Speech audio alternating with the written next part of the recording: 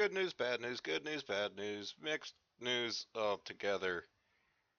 Let's talk about what's going on. So, it's the turn of a new month, and with the turn of the new month, we get new contract market, new unit market, all of that good stuff. Enemy updates their current morale very low. And normally that's cause for celebration, but it's gonna cause us some problems this time around. Now, just to catch you back up, if you're observant, you might notice that this is several weeks after we had our last match.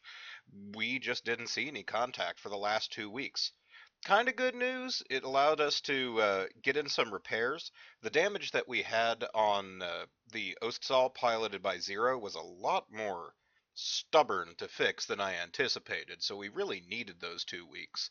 And in further good news, that small mech that we managed to core out, the Locust, or rather the Wasp here, has actually been a source of some pretty useful parts. Previously, we had two Locusts that we'd salvaged, one that I was pretty much pulling parts off of to fix the other one.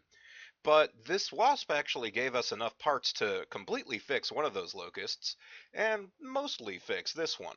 We're currently still in the process of tearing uh, well, actually, we already tore the leg off of it, and we're trying to put it onto this one, and at that point, all we'll be missing is a right arm off of this mech, and it'll be fully repaired. Not that I really plan on fielding many more of these 20-tonners, but a fully repaired mech will go for a fair amount on the mech market, so we'll get a little bit of extra scratch off of that. Now, in bad news, the problem with the not having contact for 2 weeks kind of comes around to the situation we're in with our bosses. So, we were at -6 earlier. By the way, super observant people may have noticed that we kind of jumped from like 0 to -6. That's because I wasn't properly calculating my defeats. I had forgotten that you need to actually tell the game whether it was a defeat or a victory, regardless of whether you surrendered or accepted the enemy's surrender. So, after calculating that in, and with all the contract breaches caused by all of the light mechs and medium mechs that ran to their destruction at the hands of the enemies, god damn it, Lyrans, our boss is pretty PO'd. Let's talk for a quick moment on how this contract is how the contract is calculated, because that there is a logic to it. So basically, we get +1 on our contract for every victory that we get on a standard or large battle, which is going to be, normal size battles. However, we also get a -2 for every defeat on a standard or big battle. And so far, we've gotten 4 victories, 5 victories, 2 defeats. Normally, that would balance out to not too bad. We should still be one up. Except every allied mech lost is a contract breach on our part. Yeah. We've lost to date 6 mechs from our allies. And so they are pretty PO'd about that. Um, Now, there are still ways that we can dig ourselves out of this hole, mostly in being given and completing standard battles, but the enemy hasn't provided us any for the last 2 weeks. And now that we get to the new month, their morale is at very low. Very low isn't quite defeated, but it does mean that it limits the amount of missions that the enemy sends out. For example, you'll notice that they did not give us another one this week. Now, we do have the advantage that our special event for this month will be a special mission, which could be good for us, could be bad for us. Special missions range from a special attack that we make on the enemy to a special attack that they make on our base, and if we fail it, it is an automatic loss. But if we manage to win that one, whatever it is, then that'll be another victory that we can put on the pile, and we'll be at just -4. Now, one thing that we can potentially do to give us a big swing is if we get an early victory, i.e., if the enemy moves to a route before, well, uh, July 10th, when this contract completes, then we can actually get a +4 on our contract. and that would help significantly. Problem is, that means we still need them to throw at least one mission at us to not get a zero, because even a zero is going to count as a defeated contract. These bastards are real picky about losing their mechs. I don't give a shit how many mechs I lost, the assholes. I've lost 2 mechs to this fight so far, but what do they care? I mean, I did lose 6, and, well, 2 of those were to defectors. They can't blame that on me. But anyway, in kinda dire straits because of that, but we'll do our best to dig ourselves out of that pit. If we come up with a failed contract, that's certainly not end of game. It means we get a penalty on rolling our contracts in the future and we'll end up with some crap ones. But hey, if we can find one that doesn't have our bots controlling our allies, for God's sakes, I mean, just look at what we've got right now. Over here, this planetary assault would have liaison, which, let's see here, what was ours? Yeah, integrated. Worst one. Liaison, if I remember correctly, means that they'll send one mech that's under bot control, so not great. House. I've forgotten what that one is. But what we really want is independent, because that means that we operate on our own. We do not get support, which is actually beneficial, because that means that we don't have to worry about the enemy blowing them, or allies blowing themselves up. Uh, and I'm think House. Oh wait, maybe Liaison. House might be that they just send one guy, and Liaison it might be the best one, which means that they send an ally mech and they're under our control.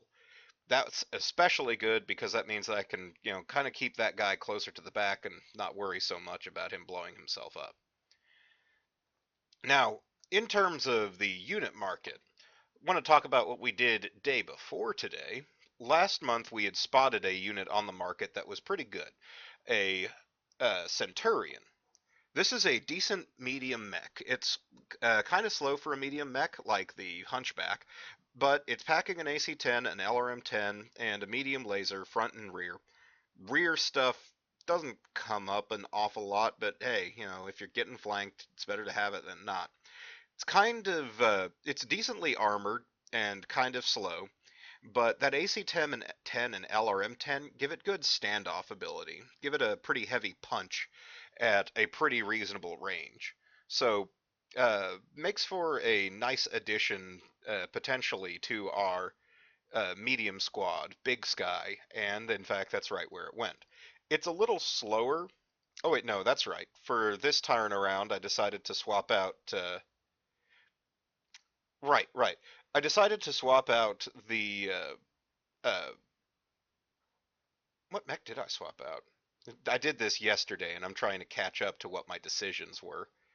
Let's see here. Swapped out. Let's see here. That's assigned to. Well, anyway, point is, we're going ahead and get that Centurion in. Oh, I remember. So we specifically replaced the Dervish that Genie was piloting because I was worried that it was such a frickin' powder keg, with this one piloted by Sergeant Li Swangong.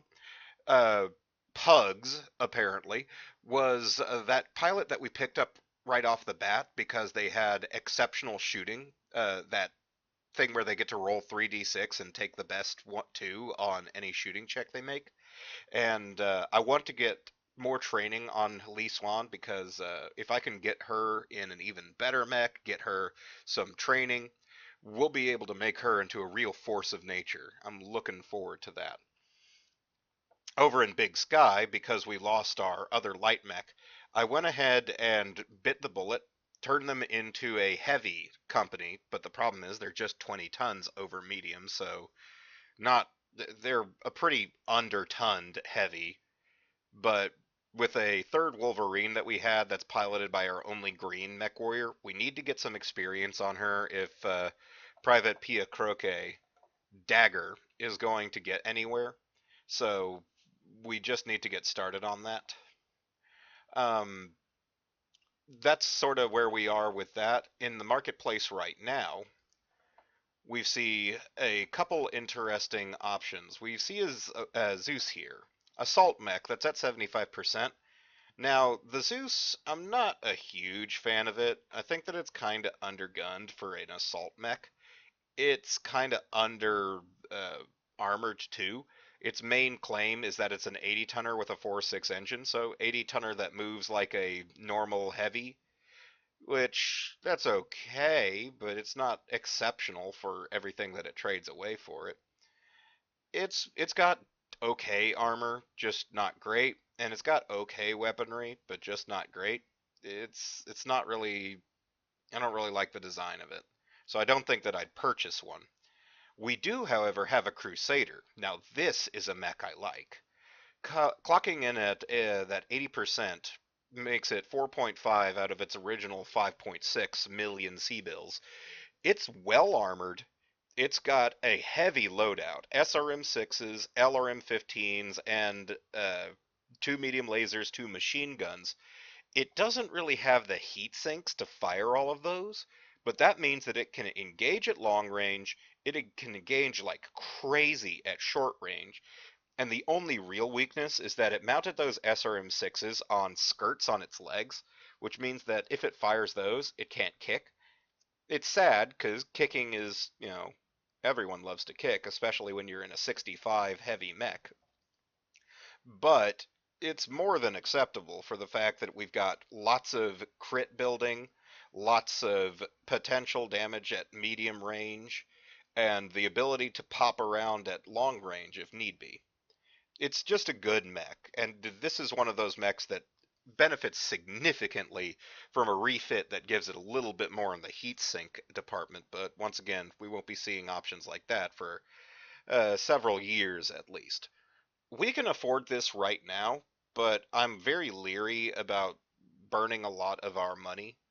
I will probably do like I did last time, wait till close to the end of the month, see if we really need to get this, although I really want it, and if we can really afford it. And if we can, go ahead and pick that sucker up, add it to our list. There's a couple other things on here that are okay. There's a dragon, but I don't know. This is the Dragon 1C. This is not my favorite version of the dragon. My favorite version of the dragon is packing more large lasers. This one trades those away for an AC2, which, if you really need to just throw pennies at the enemy from a long ways away, get yourself an AC2. If you think that sounds stupid, don't do that. Yeah, not a fan of this version of the dragon. There are better versions. We've also got really mostly a lot of vehicles past that. Some Saladins, some Vedettes. Nothing I'd really invest in because we have a nicely fixed Rommel tank right here. Now, unfortunately, we don't have anyone to fit in this Rommel. We'd have to wait till a vehicle crew comes up on the personnel market, and right now we just have an aero pilot there. I would have hired Mileva, except it seems like she doesn't come with her own she doesn't come with her own plane, and I have not spotted a plane on the unit market yet. So those come along really rarely. I think I'm going to wait until I got a plane before I look for a pilot. After all, worst case scenario, after the contract, I can just, hire a pilot. But if I hire her now, she's just gonna sit there taking up space on my roster. Not too keen on doing that just yet. So we've taken some losses, but we're making up for them. We do have this locust here that currently we're just kind of polishing each month under the standard maintenance rules with the hope that that's going to make it worth a little more. If I can get that cost up to about 900k, that'll sell for 450k, which will be a pretty good income. Uh, Worst case scenario, we can put someone in it, but I really don't want to do that because this thing is lightly armored and lightly armed. There's not much to really brag about with it. So instead, I'll probably just leave it where it is.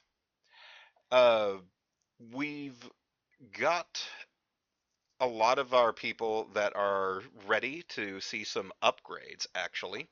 We've been gaining XP from the last couple of missions, and we have been regularly gaining XP on our support personnel, so we can actually look through and maybe make some decisions this time. Lieutenant Meta Allen, our Wolverine pilot that is in charge of Big Sky Lance, has got 15 XP. Now, unfortunately, I think that she's too well trained for that 15 XP to really be applicable much anywhere. We could get her a point of strategy or a point of leadership, but those are two skills are mostly more important for our company leader, our commander, Kobe. Strategy can come into play and leadership can come into play for fights in the game, and I'll cover those in a bit. And by in a bit, I may mean in several more episodes, because it won't really come up till then. We could also start looking at special abilities, but those are generally going to be too expensive for us to get right now. You need in the like 20s or 40s. So, although she's the one that's got the most XP out of our whole squad this time, probably just gonna leave her be. Our admin, Logistical, has a couple side skills, but is still looking for the 20 to upgrade. In fact, I think for most of our guys, we're going to be looking at 20s to upgrade. The only person who would need less is our green mech techs, maybe? Nope, they need 10. Well, then what about our green mech warrior? Well, she's only got 3, and there ain't a thing that's worth less than that. So, yeah, lots of our people actually aren't ready for upgrades, despite my earlier enthusiasm. I'll tell you one thing that we can do right now, though. Commander Kobe has a 12 that he can spend on getting a new skill, specifically upgrading his skill in strategy. Now, he was previously had like 4 points in tactics, cripes, 1 point in leadership that helps him expand our roster. What strategy will do for our company leader is allow us to start hiring and fielding infantry units, not actually as part of our uh, squads, but as part of weekly operations that they can engage in to try to scout out enemy movements, to do recon that makes some battles easy for us. In fact, specifically what it allows us to do is declare certain battles as a automatic victory on a certain role. They'll also do things to like recover KIA mech pilots. It turns out that we thought they were dead, but they actually found them in the field, did search and rescue, and they were brought back alive. So those open a lot of extra options for us, ones that could be potentially useful. In addition, that's going to mean that our maximum number of lances instead of 3 will be 4, which will be useful as our squads get bigger and bigger. So we're going to go ahead and make that investment now. Everyone salute the commander on his new ability to strategize. He was already a tactical genius. Now he's a strategic okay and a leadership alright. So he's coming up in the world. That really covers most of the things that we need to talk about for this month. We really need the enemy to go ahead and send us some extra missions, even though they're not really feeling it. We need to ace this special mission, whatever it is. And we need to try to collect up some money, keep working on repairing these mechs so that we can sell them. And ultimately, we need to either succeed or fail, but most of all, need to survive. Well, that's where we are for this month. Let's get tucked into it and see if anything exciting happens. If it does, I'll see you next time. Otherwise, you'll get to see the June follow-up right after this. I hope that we get a mission.